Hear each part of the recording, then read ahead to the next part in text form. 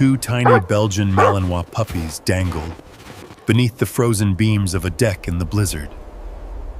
Silent, frozen, forgotten by the world.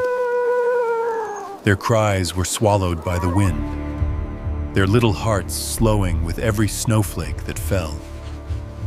But miles away, a former Marine raider named Logan Cross was driving through that same storm.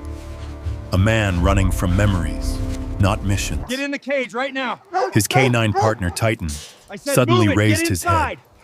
He'd heard something no human ear could catch. When Logan followed Titan into the whiteout, he found the two trembling lives that would change everything. Because sometimes the ones we save are the ones sent to save us.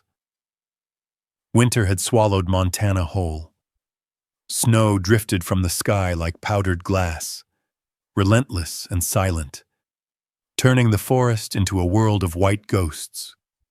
The wind moaned through the pines, carrying with it the scent of ice and solitude. Somewhere along a forgotten mountain road, a single cabin stood half-buried in snow. Its roof bent beneath the storm, its windows dim, its chimney coughing thin plumes of smoke that vanished as soon as they rose. It was not a place built for visitors. Inside, Logan Cross sat beside the fire, the orange light flickering across his face like a heartbeat. At 38, he still carried the presence of a soldier, tall, broad-shouldered, his movements deliberate and controlled. But there was a weight in his gaze that no training could erase.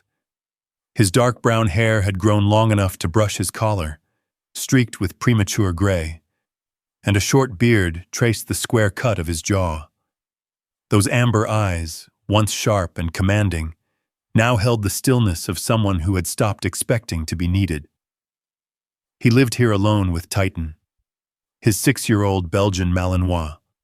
The dog's mahogany and black coat shimmered in the firelight, a jagged scar cutting across his right flank like a pale river through dark fur.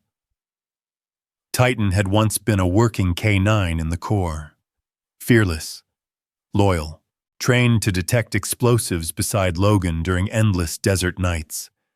Now the two shared a quieter war, survival in silence. The storm howled outside, battering the windows like a living thing.